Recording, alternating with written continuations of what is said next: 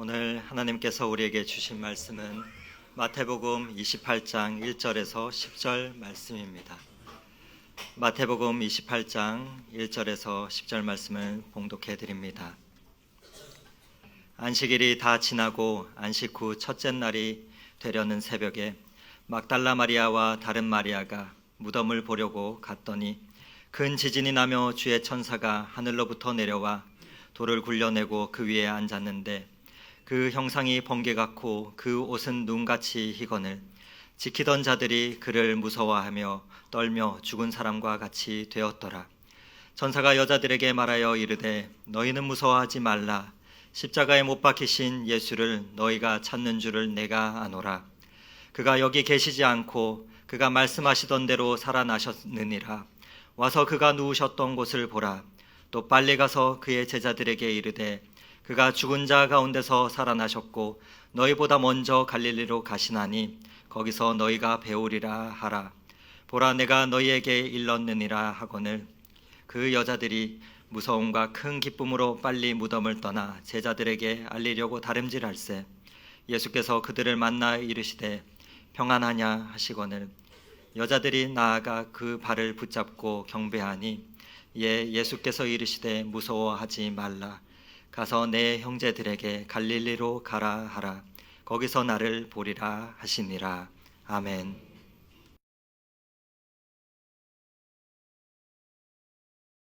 우리는 지난 주일에 부활절을 맞아서 우리 모두 갈릴리로 가자는 말씀을 함께 나눴습니다. 갈릴리는 주님과 우리와의 개인적인 만남과 체험이 있었던 곳으로 그 첫 만남의 감격과 기쁨이 우리의 삶 속에서 다시 되살아나야 한다고 하였습니다. 그렇게 우리는 갈릴리로 가서 주님을 다시 만나 기쁨의 신앙생활을 회복해야 할 것입니다. 갈릴리는 우리의 신앙이 회복되는 땅이기 때문입니다. 그러나 예수님께서 제자들에게 갈릴리에서 만나자고 하셨을 때 갈릴리에는 또 다른 의미가 하나 더 있습니다.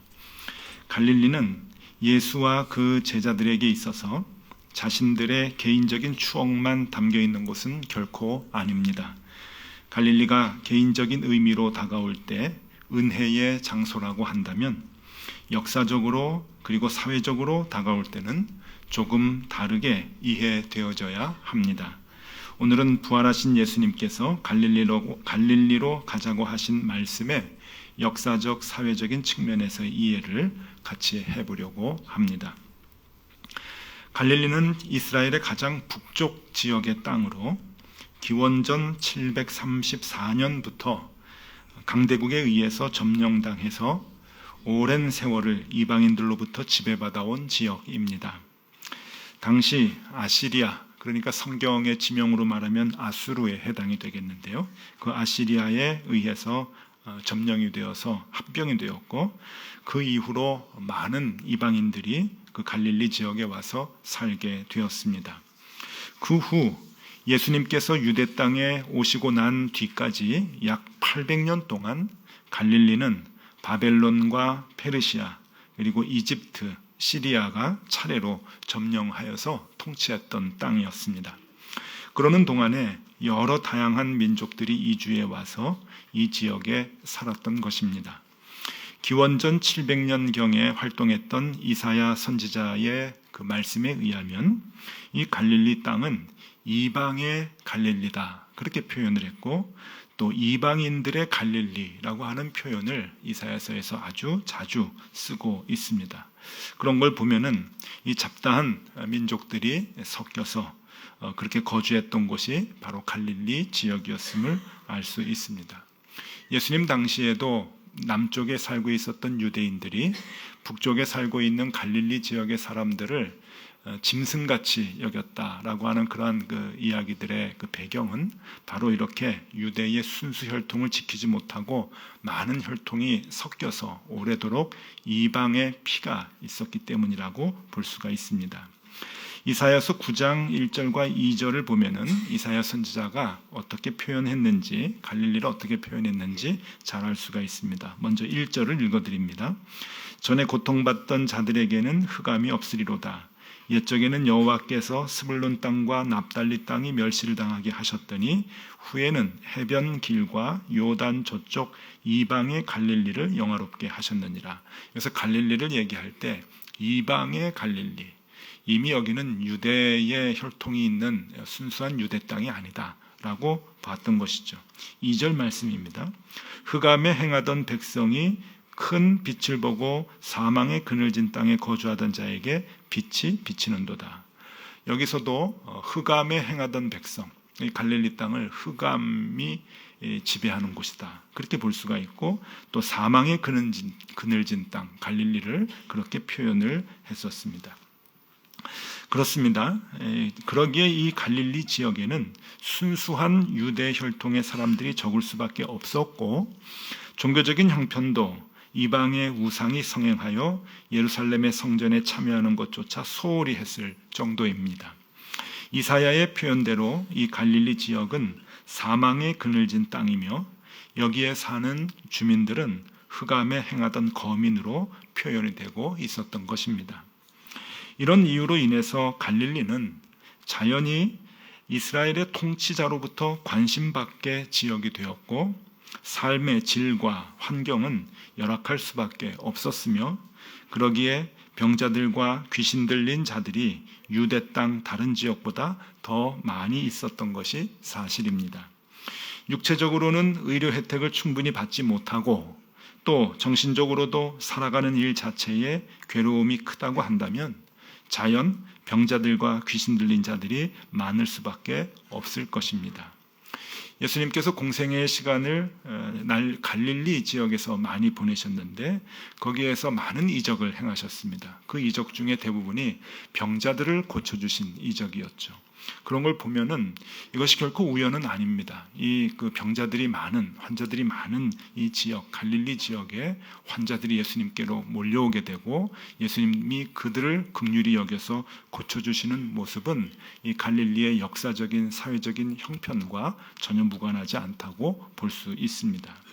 그렇기 때문에 유대인에게 있어서 갈릴리란 어떤 특정한 공간적인 지역의 명칭이라기보다는 오히려 북쪽 국경지대에 있는 인종적 혼합으로 인한 척박한 땅을 지칭하는 총체적인 말이라고 이해할 수 있습니다.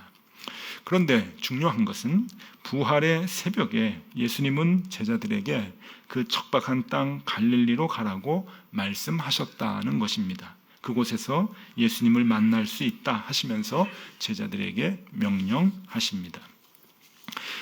이렇듯 갈릴리는 역사적 사회적 의미로 볼 때 고통과 신음이 있는 버려진 땅임을 알 수가 있습니다.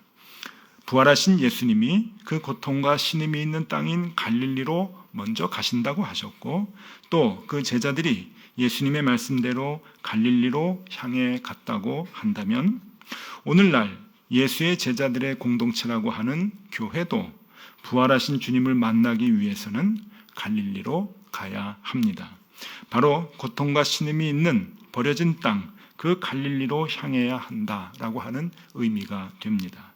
이것은 교회의 출발을 말하는 것입니다. 즉 교회의 관심과 시선을 어디에 두어야 하느냐 하는 것의 해답인 것입니다. 교회가 언제부터 시작이 되었는가라고 하는 것에 대해서는 아직도 신학적 논쟁의 주제입니다. 크게 이제 세 가지로 보는데, 구약 시대에 이미 교회의 모체가 시작이 되었다라고 하는 이제 주장이 있고, 또 하나는 예수님이 공생의 시작을 하실 때 제자들과 함께 다니는 그것이 교회의 시작이다라고 보는 시각이 있고, 또 하나는 아니다, 예수님이 부활하시고 난 뒤에 교회가 시작이 되었다라고 보는 시각이 있습니다. 신학자들의 서로 다른 시각인데 여러분은 1번, 2번, 3번에서 어느 쪽이 좀 맞다고 생각을 하십니까? 목사님 설교 시간에는 가능하면 신학적인 어려운 얘기를 좀 안 하면 좋겠습니다 이렇게 생각하실지 모르겠는데, 그 일본의 그 구약에서부터 시작이 됐다라고 하는 것은 교회라고 하는 단어만 사용하지 않았을 뿐 이미 하나님을 믿는 공동체가 하나님께 제사하고 예배하는 그러한 그 모임을 이제 갖게 되었다. 그것이 교회의 모체가 아니냐 보는 시각이고, 또 예수님의 공생애부터 시작이 되었다라고 하는 것은 교회의 중심이고 머리 대신 예수님이 계시고 그를 따르는 제자들이 있는 공동체면은 이것이 교회다. 그러니까 그때부터 교회가 시작이 되었다라고 보는 것이고, 또 부활 후라 그러면은 이제 그 부활 후에 이제 교회라고 하는 이제 단어가 쓰여지고 교회라고 하는 모임이 생기기 때문에 이제 부활 후가 맞다라고 이제 보는 건데, 많은 신학자들은 뭐 서로의 주장이 다를 수가 있겠지만은 대체적으로 3번에 많이 동의를 합니다. 왜냐하면은 1번과 2번이 조금 주장이 부족하다는 거예요. 왜냐하면은 1번은 하나님을 믿는 공동체고 예배를 드리는 제사의 공동체였지만 그때는 이스라엘 백성들만 선민 사상이 있어서 자기네들만 택함 받았다라고 하는 굉장히 배타적인 신앙을 가졌다는 것이죠. 그래서 이것은 교회의 정신과는 다르다. 신학의 교회 정신과 다르기 때문에 그것은 교회 모체가 될 수 없다라고 이제 얘기하는 것이고, 두 번째, 예수님과 제자들의 모임이 교회와 같은 그런 그 생각을 우리가 할 수 있는데 이것도 부족하다는 거예요. 왜냐하면은 교회는 본질상 그리스도의 죽음을 닮아가는 것이고 십자가의 길이고, 또 그리스도의 부활과 구원의 소망을 전해야 하는 공동체이기 때문에 당시의 제자들은 십자가의 길을 이해하지 못했고 또 예수님의 죽음과 부활에 대한 소망이 없었다. 그래서 그것은 교회의 본질적인 모습이라고 볼 수가 없다라고 하는 그 견해입니다. 그래서 예수님의 죽음과 예수님의 부활에 대한 소망을 갖고 함께 천국의 소망을 갖고 그 복음을 전하는 공동체가 참된 교회가 아니겠느냐라고 하면서 대체적으로 3번에, 그러니까 예수님의 부활하신 이후에 참된 교회가 시작이 되었다라고 하는 견해입니다. 저도 3번 쪽에 마음이 좀 많이 가는데, 여러분, 그래서 이 교회가 예수님의 부활 후에 진정한 교회가 시작이 됐다고 한다면 예수님께서 부활하신 후에 첫 명령인 갈릴리로 가라라고 하는 것은 교회에 주시는 첫 명령과도 같은 것입니다. 그를 따르는 제자들에게 갈릴리로 가야 한다. 거기서 나를 만나야 한다라고 하는 것은 오늘 우리에게 주는 신앙적 그 의미가 아주 큰 말씀입니다. 고통과 신음이 있는 버려진 땅, 척박한 땅, 여기에 교회가 시선을 두어야 한다라고 하는 의미로 다가오는 말씀입니다. 교회는 부자나 가난한 자를 구분해서는 안 됩니다. 우리가 다 알고 있는 상식이죠. 복음은 부자를 위한 것도 아니고 가난한 자를 위한 것도 아닌 바로 생명을 위한 것이기 때문입니다. 그러기에 부자를 위한 교회도 바르지 못한 교회가 되며 또 가난한 자를 위한 교회도 교회다운 바른 모습을 지닌 것은 아닙니다. 교회는 모두를 위한 공동체여야 하기 때문에 그렇습니다. 그러나 한 가지 잊지 말아야 할 것이 있습니다. 부자의 고민과 가난한 자의 고민이 함께 공존한다면 교회는 가난한 자의 고민에 먼저 손을 뻗어야 한다라고 하는 것입니다. 왜냐하면 같은 강도의 걱정이라고 한다면 부자에게는 고민이라도 가난한 자에게는 고통이 되기 때문에 그렇습니다. 부자에게는 잠 못 이루는 걱정거리가 가난한 자에게는 죽느냐 사느냐 하는 생존의 문제로 다가올 수 있기 때문입니다. 저희 동기 목사가 참 많은데 신학교에서 같이 공부했던, 이제는 다 이제 교회에 담임 목회를 하는 목사님들이 되었습니다. 부자들이 좀 많이 사는 동네, 지역, 좀 세련된 분들이 많이 있는 그 지역에서 목회를 하는 친구가 있습니다. 아주 가끔 만나서 이제 뭐 사석에서 차도 한잔하고 밥도 먹으면서 얘기를 하는데 이런 얘기를 이제 한 적이 있습니다. 그 교인들이 다 똑같다라고 하는 거예요. 제가 먼저 이제 툭 건드렸죠. 너희 교회는 세련된 교인들이 많아서 뭐 그렇게 큰 고민들은 안 하고 살겠지? 이제 그러니까 아니라는 거예요. 이제 사람은 다 똑같다라고 하는 것과 모든 인간의 실존적 고뇌는 다 마찬가지더라라고 하는 이야기를 이제 하더라고요. 그래서 제가 그 친구한테 얘기를 해줬습니다. 목회자로서의 자세가 굉장히 바르게 됐다. 그 목회자로서 자기의 그 지역에 있는 그리고 교인들의 그 삶 속에서 그 교인들의 고민에 대해서 가장 인간의 실존적인 고민이라고 생각하고 접근을 하는 것은 목회자로서 정말 바람직한 그러한 그 자세라고 생각을 합니다. 당시에 저는 그 서울의 도봉구 쌍문동에서 이제 목회를 해서 조금 이제 경제적으로 많이 어려운 사람들, 교인들이 많이 있었는데, 그래서 그 친구의 인간들의 모든 실존적 고뇌는 다 똑같다라고 하는 것에 대해서 목회자의 자세로서 칭찬은 해줬지만 속으로 동의는 하지 않았습니다. 왜냐하면은 그 당시 우리 교인들의 많이 힘들고 아픈 문제들 생각을 하면은 조금 그 강도가 다르기 때문에, 의미가 다르기 때문에 그렇습니다. 사업을 하는 분들이 많이 계시죠. 사업을 하면서 부도의 위기로 죽고 싶어하는 분들을 가끔 만납니다. 또 정말 그렇게 해서는 안 된 결정을 하는 사장님들이 많이 계시죠. 고민입니다. 고통이고 그것도 참 큰 아픔이지만, 가난한 사람들은 자녀의 병원비가 없어서 자녀가 죽어가는 모습을 봐야 하는 경우가 있습니다. 그러니까 똑같이 돈이 좀 없고 부족해도 그 강도는 많이 다릅니다. 다가오는 강도는. 저는 어떤 분이 그 직원 연수원을 지으려고 사둔 땅이 도로에 수용이 돼서 많은 손해를 보는 것을 본 적이 있습니다. 그분이 참 많이 안타까워하시더라고요. 기도 부탁도 하면서 세상에 어떻게 이런 일이 있을 수 있냐고, 금전적 손해를 많이 보고 참 고민스럽다, 그런 얘기를 들은 적이 있는데, 그러나 우리 사회에서 이제 뉴스로 많이 이제 듣는 얘기가 있죠. 농사밖에 모르는 농부의 논밭이 도로에 수용이 돼서 평생 삶의 터전을 잃어버리는 사람들도 있습니다.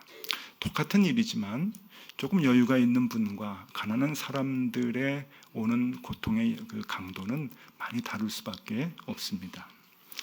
제가 말씀드리고자 하는 요지는 부자에게는 하나님이 없다, 가난한 자에게 하나님이 계시다라고 하는 얘기가 아닙니다. 부자에게도 하나님이 계시고 가난한 자에게도 하나님이 계시고, 부자에게도 복음이 적용되고 가난한 자에게도 복음이 똑같이 적용이 되어서 모든 자에게 구원을 주시는 하나님이십니다. 제가 말씀드리려고 하는 것은 우리 앞에, 우리 교회 앞에, 그리스도인들의 앞에 똑같은 고민과 똑같은 아픔이 놓여 있는 것을 우리가 본다고 한다면 우리는 어디에 먼저 시선을 주어야 하느냐라고 하는 이야기입니다. 우리 교회 안에서뿐만이 아니고 교회 밖에서, 이 사회에서 똑같은 강도로 이제 아픔을 느끼는 사람들이 있다고 한다면 그 우선순위를 교회는 어디에 두어야 하느냐 하는 문제입니다. 그래서 성경도 조금이라도 마음이 아픈 곳을 향해 나아가야 하는 것을 많은 곳에서 보여줍니다. 전도서 7장 2절에 보면은 초상집에 가는 것이 잔치집에 가는 것보다 낫다라고 얘기합니다. 우리가 잘 아는 말씀이죠. 초상집이 더 마음이 아프지 않느냐, 초상집을 찾아가라. 전도서 7장 4절에 보면은 지혜자의 마음은 초상집에 있으되 우매한 자의 마음은 혼인집에 있느니라. 사람들은 다 즐겁고 환영받는 곳에 가고 싶어 하지만 하나님의 마음을 품고 살아가는 사람은 힘들고 아픈 고통이 있는 사람들을 찾아가야 된다라고 하는 것을 우리에게 얘기해 주고 있습니다. 부활하신 주님께서는 주님의 제자들에게 갈릴리에 가라고 명령하십니다. 갈릴리에서 만나자고 하셨습니다. 갈릴리에는 주님이 먼저 가 계신다고 했기 때문입니다. 갈릴리 땅에는 언제나 주님이 계시기 때문입니다. 이 세상에 고통받고 소외되고 힘들게 살아가는 사람들에게 주님은 늘 가까이 계시기 때문입니다. 우리가 그들에게 다가갈 때 주님을 만날 수 있는 가능성이 높아진다는 의미입니다. 왜냐하면 거기에 주님이 함께 하시기 때문입니다. 저는 우리 높은 뜻 덕서교회가 갈릴리로 향하면 좋겠습니다. 저는 높은 뜻 덕서교회의 교우들이 부활의 예수님을 모두 만나기 위해 함께 갈릴리로 달려가면 좋겠습니다. 그리고 저는 이 땅의 모든 교회가 갈릴리로 향하여 다시 생명을 얻어 살아났으면 좋겠습니다. 그러기 위해 우리 모두는 갈릴리로 향하여 부활의 주님을 만나야 할 것입니다. 갈릴리로 가지 않고서는 우리 안에 부활하신 그분을 간직하지 못하기 때문입니다. 부활절을 지내고 지난 한 주간에 저는 생각이 좀 많이 이렇게 좀 복잡했습니다.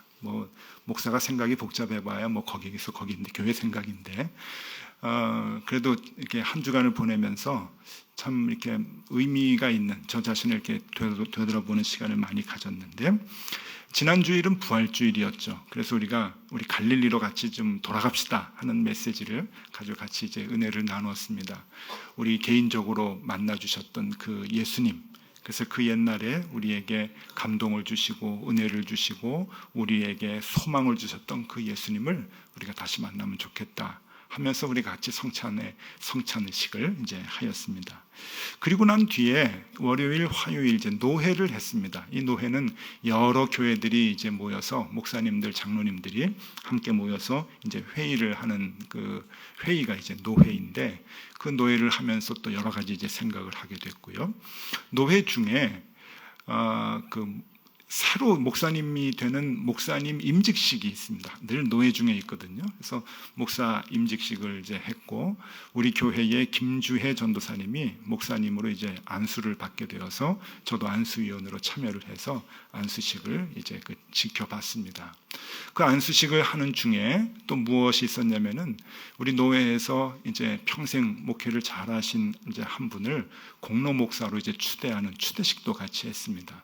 그러니까 별 탈 없이 또 한국 사회와 교회에 또 이제 모범이 될 만한 그 이제 한 분을 이제 택해서 이제 공로를 많이 이제 끼치셨다 해서 이제 공로 목사로 추대하는 공로 목사 추대식을 같이 했는데 이게 이제 다 같은 선상에 같은 예식에서 이제 있었던 거예요. 그러니까 한 분의 은퇴하신 목사님에 대해서 감사하는 마음과 이제 막 목사님들이 돼서 안수를 받는 분들의 안수식이 같은 예배의 예식 속에서 행해졌던 거예요. 그러니까 제가 그걸 참여하면서 저는 가운데 있었거든요. 목사도 안수도 옛날에 받았고 그리고 이제 은퇴하는 날도 이제 앞으로 좀 남았고 이제 한참 목회를 하는 그 입장에서 이제 있었기 때문에 많은 생각을 하였습니다. 나도 안수를 받았을 때가 있는데 그때 내가 다짐했던 것을 잊지 않고 은퇴할 때까지 기억을 하고 그 마음으로 목회를 할 수 있을까 하면서 수첩에다가 제 마음을 이렇게 몇 가지 또 적어놓고 이제 그랬습니다. 제가 목회를 하면서 가장 중요했던 시점이 하나 있었는데 그것은 친했던 친구가 이제 죽었을 때입니다. 이미 여러분들에게 제가 이제 일본에 가서 목회를 하게 된 배경이 이유가 일본에서 유학생활 중에 목회를 하다가 과로로 심장마비로 죽은 그 친구 때문이었다 하는 얘기는 이미 이제 말씀드린 바가 있습니다.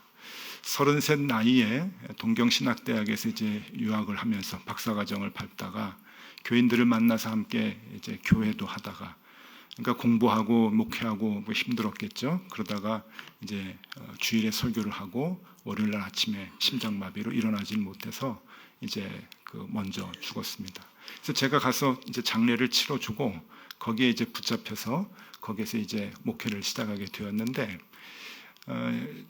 사진을 하나 좀 보여드리겠습니다. 이거는 지극히 제 개인적인 사진인데 이제 그때 그 장례식 때의 사진입니다. 교회가 아주 작아요. 한 50명이 모이면 꽉 들어가는 그 교회에 강대상 위에 이제 그 죽은 친구가 이제 그 관이 이제 놓여 있는 것이고 거기서 이제 장례식을 치렀고 저 뒤에 계시는 분들이 이제 집사님들입니다. 저 사진의 샷단은 제가 눌렀습니다. 저는 이제 저분들을 아직 잘 몰랐기 때문에 이제 나중에 저 교회에서 이제 목회를 처음으로 시작하게 되었고, 저분들을 그때 몰랐을 때 그냥 집사님들이어가지고 사진 찍으시라고 그러고 제가 이제 샷다를 눌러줬습니다. 예, 사진 내려주시고요. 누구에게나 그 한 권의 감동된 책이 있고 한 장의 의미 있는 사진이 있는데 저에게는 저 사진이 가장 소중합니다. 그래서 제가 목회하는 동안에 저 사진을 항상 제 눈앞에다가 두고 있습니다. 예전에는 제 책상이 사장님 책상 같이 이렇게 컸습니다. 사장님 책상은 이렇게 유리판이 있죠. 그래서 그 유리판 밑에다가 저 사진을 넣어놨었는데 지금 제가 그런 책상은 별로 좋아하지 않아가지고 제 큰 테이블이 제 방에 하나 있는데 그냥 저것은 제가 시선이 제일 잘 가는 곳에 액자에다 두어서 이렇게 놓고 있습니다. 왜 저 사진을 그렇게 자꾸 보려고 하느냐? 매일 아침 보거든요. 매일 아침 일 시작하기 전에 저 사진을 보는데 그때 그 마음을 잃지 않으려고 발버둥 치는 거죠. 제가 저 장례식을 치르면서 하나님 앞에 두 가지 서원을 한 것이 있거든요. 두 가지가 뭔가 하면은 하나님, 제가 제 학력을 높이기 위해서 공부하지 않겠습니다. 제가 뭐 공부할 수 있는 기회가 많이 있었는데 물론 열심히 공부합니다. 여러분들을 이상한 길로 이렇게 안내하지 않게 하기 위해서 책을 열심히 보려고 또 다른 분들의 좋은 얘기들을 많이 들으려고 공부하는 자세는 잃어버리지 않으려고 하는데 학위를 위한 공부는 하지 않겠습니다 라고 하는 다짐을 했었고, 또 하나는 교회를 외형적으로 크게 하기 위해서 목회하지는 않겠습니다 하는 그 다짐을 이제 했었어요.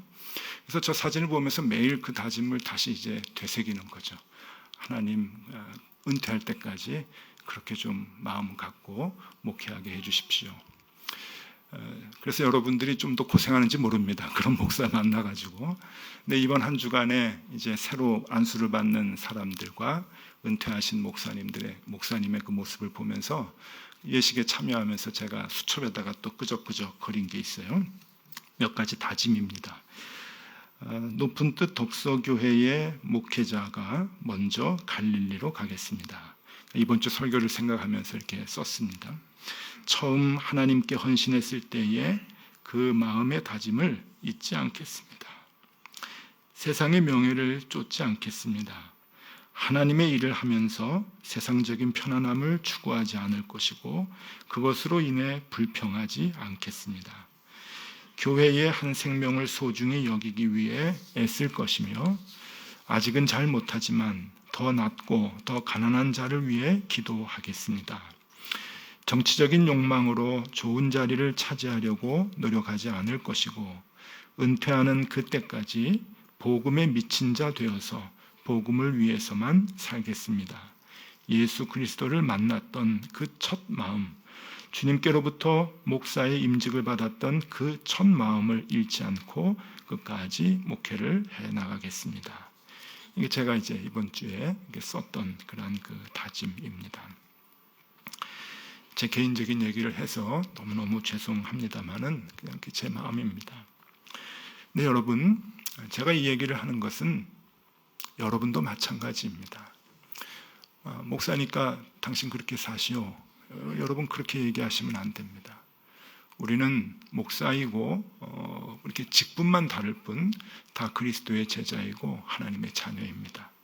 여러분들도 같은 다짐을 하실 수 있어야 합니다. 우리가 그리스도의 바른 제자가 되려면 여러분들도 갈릴리에 시선을 두고 그 어느 곳보다 갈릴리로 먼저 가야 합니다. 교회가 순수하지 못하다라고 하는 것은 아직 우리가 간직해야 한 갈릴리를 잃어버렸다라고 하는 의미이고, 교회가 순수하다는 것은 그 갈릴리를 아직 잃지 않았다고 하는 의미가 됩니다.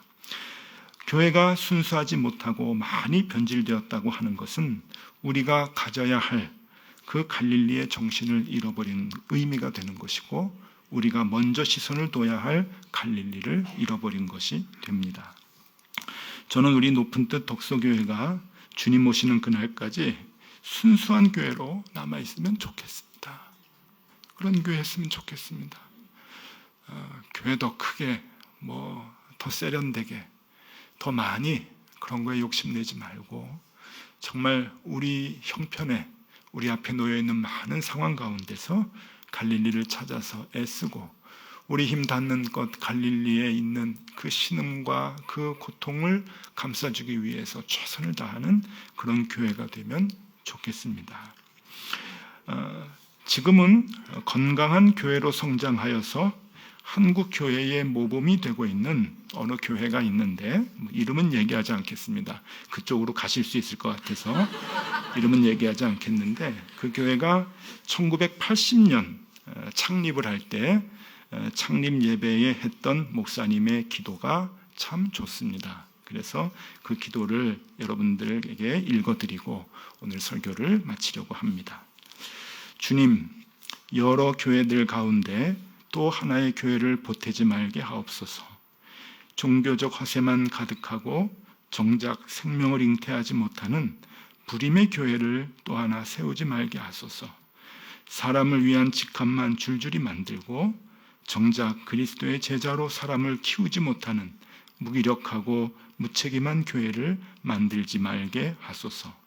내가 그리스도의 군사라는 명쾌한 자기인식 없이 행사에 바쁜 사교 클럽으로 전락하지 않게 하소서. 그리스도의 왕국을 전략적으로 이 땅에 구축하는 야전 벙커가 되게 하시고 행정에 분주한 동사무소가 되지 말게 하소서. 우리 교회가 이런 교회가 되면 좋겠습니다. 기도하겠습니다.